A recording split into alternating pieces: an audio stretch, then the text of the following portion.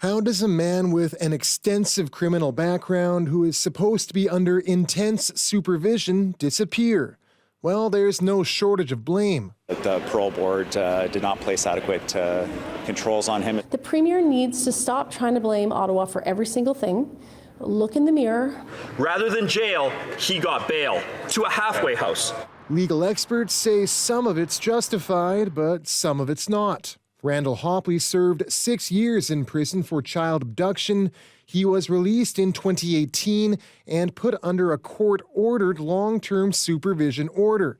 The parole board mandated conditions included staying away from kids, an ankle bracelet, and living in a halfway house. Well, it's a bit of a nightmare for the National Parole Board, isn't it? This former Crown prosecutor says the parole board's conditions should be scrutinized. What type of risk was assessed, and were the proper conditions put in place for Mr. Hopley to reside in the community safely? Hopley allegedly violated his orders last November, accused of using a computer in a library near kids. He was later arrested. Prosecutors argued he should stay in jail, but the court released him on bail.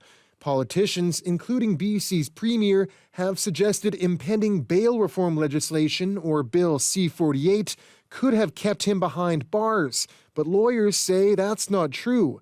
The law would only apply to those alleged to have committed a new violent act. What Mr. Hopley is accused of having done here is breaching the conditions of his LTSO. So he's not as if he's out there and he committed a new violent offense. So Hopley went back to this halfway house. Last week he left, cut off his ankle bracelet, and hasn't been seen since.